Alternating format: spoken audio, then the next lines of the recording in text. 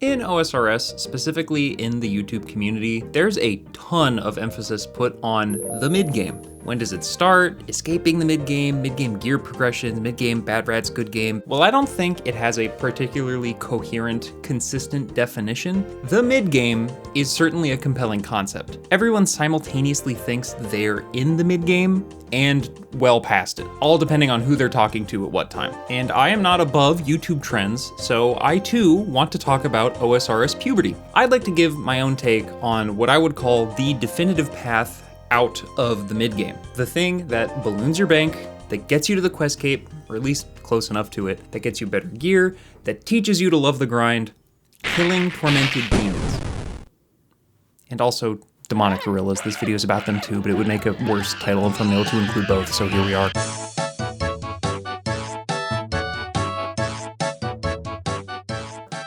When I say killing Tormemons or Grillers, I mean one thing in particular, grinding them for synapses and zenites. How many synapses and zenites? We'll get into it later. I should mention that this is not a guide going over gear setups and mechanics. That's not really my thing, at least not yet. This is more high-level conceptual stuff. So if you're looking for specific tutorials, there are plenty of other great ones out there. This is not one of them. I would argue that there's something really special about the grind these demons offer. I think it kinda changes you, and it really changes your bank. This capstone to the mid-game, let's call it, is doable at different times for different people. This grind is best after your first fire cape, roughly. Experienced players on a sequel account can hop in with fairly low stats and gear on either mains or irons, probably around like 80 combat, and making sure that a solid range level is part of that. Newer players are gonna have a harder time beating Monkey Madness 2 to get access to the gorillas, and beating the balance elemental from While Gothic Sleeps for Tormemons. Combat in the 90s would be best for this probably, and having Moon's gear is great for both. Blessed Hide also works fine for ranged, and if possible, killing them on a Slayer task is massively beneficial for Slayer XP and bonus damage and accuracy. Immensely so. It's way better to kill these things on task.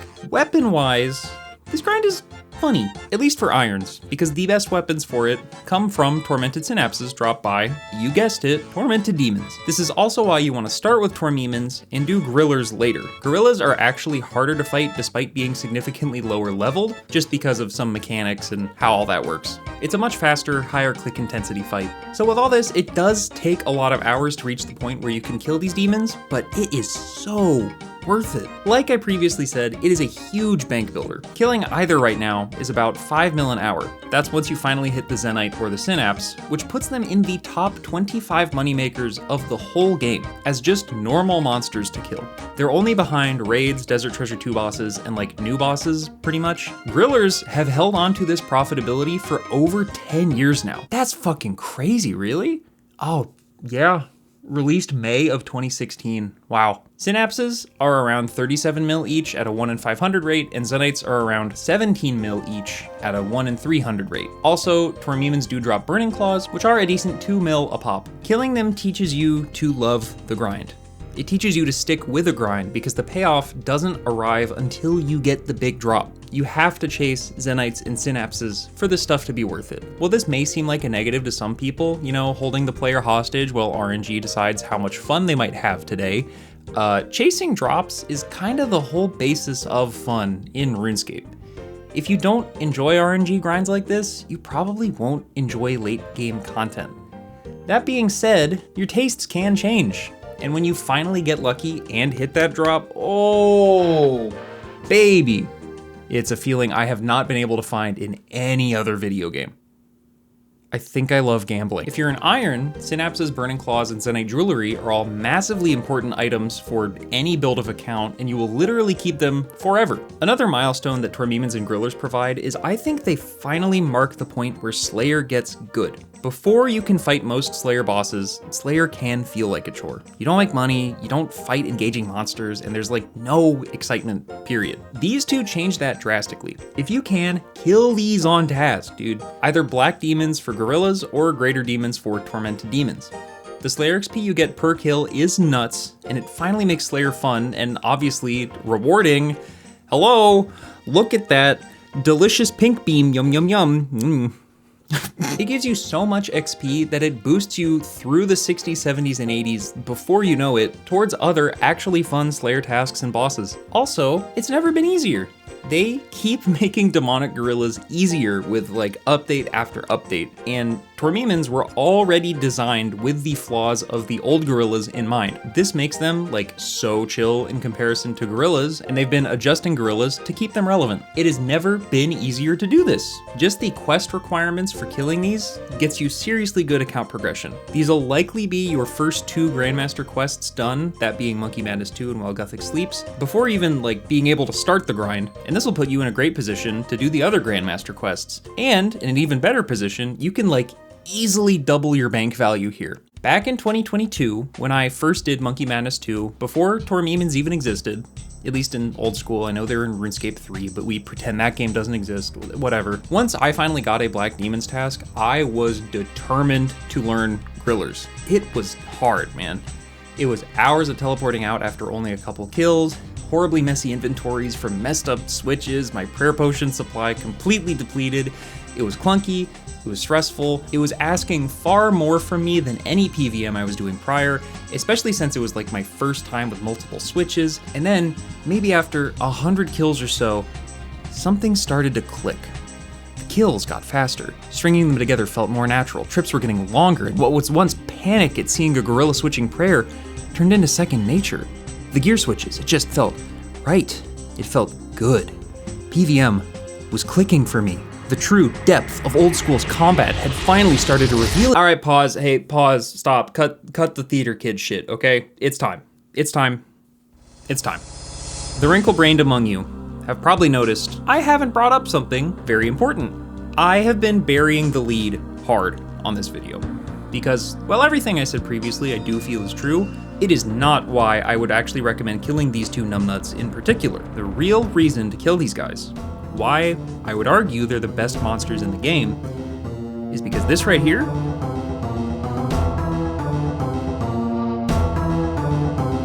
this is how you learn OSRS PVM.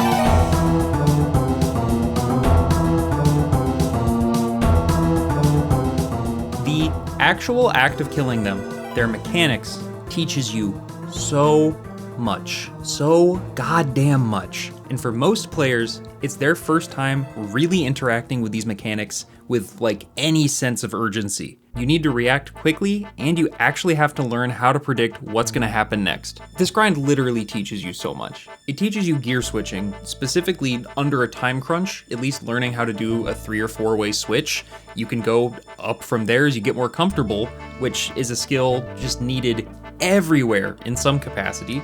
It teaches you prayer switching, like the literal cornerstone of OSRS combat. You can't do anything without it. You need all 3 protection prayers here, and it really helps to use the offensive ones, so you get used to juggling a lot while you're here. And because you need both gear and prayer switching, you have to learn how to comfortably switch tabs. That is to say, you're gonna like actually get your muscle memory down for using the F keys, which is something that a lot of people tend to put off until you absolutely need to. This is the time to stop putting that off. It teaches you reactive movement. While you aren't moving a ton fighting these guys, you've got to remember that you need to be alert and ready to move at a moment's notice. And with Tormemons, you also get some practice in figuring out how to like press control with either like the palm of your hand or rebind your F keys or whatever to switch between run and walk when they do their fire prison special thing. Oh, and what you're dodging are ground shadows against gorillas, which is literally Jagex's favorite mechanic in the whole game. It is everywhere. Oh, and double right, you need to learn to not just be staring at your inventory the whole fight. You've got to be looking at the enemy to see what they're doing, especially gorillas. This is like a super common blunder from new players, and it's so important to just like not be staring at your food and your health, but to like actually see what's going on around you. Like I've been mentioning, you've got to learn enemy special attacks. Tormemons have the fire prison, they've got like the fireballs they shoot out, which makes you walk.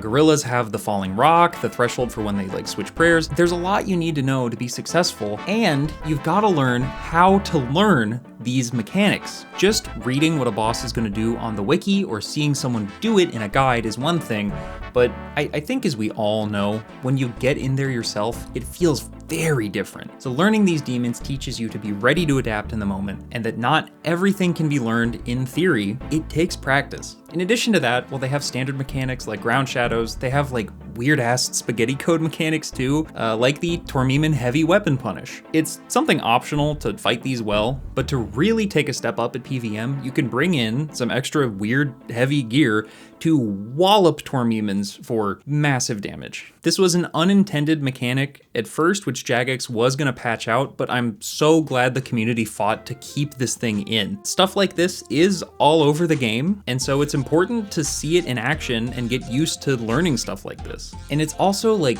it's just one of my favorite things about RuneScape, that this janky old game has just some weird, cool ass shit that you can do. I like hitting a Tormemon with a Darrock's axe. It's the only place in game where the ballista is good outside of PvP. That's awesome. It teaches you to adjust your gear setups. As you improve with the fight, you'll get to adjust like what gear you need or what you don't need. It's important for being efficient at like any boss. And the same goes for supplies. You'll take less and less damage every trip, and you'll be getting more and more kills. And so you'll bring less and less food and more prayer restore, which will make your trips longer, and you just get a good feel for balancing that nicely here. For me, by a dozen or so Tormemon trips, I wasn't bringing any food at all. If you have a blowpipe special, at least for me, it's just better to bring prayer potions and you can stay there for even longer. As you keep getting better, you'll start focusing on the little things and tricks and tech in fights. For both monsters, there's a little trick where you move as they change attack styles to see if they've gone to melee, so you can pray against it before they attack you, and you catch just one extra defensive prayer per cycle. That means you're not getting hit. It's just little things like this that add up and make you a more well-rounded player. You'll learn to introduce special attack weapons and use them consistently. You'll learn to properly stay potted and make sure your stat boosts stay high. You'll get better at quickly eating in the correct order, because these can actually dish out some damage, and you'll get a better feel for when you're dying and you need to teleport out. You'll start caring about trip efficiency and tracking your like record number of kills per trip, and start getting into these little like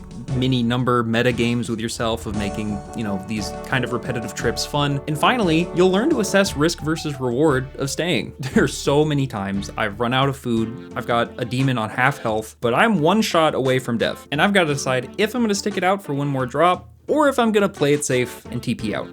The money is great, the quest progression is great, but this right here is why I love these guys. They are a perfect microcosm of so much PVM content. They're approachable in the mid-game, but they prepare you so well for your future grinds. And not just that, but I'd argue they change how your brain works.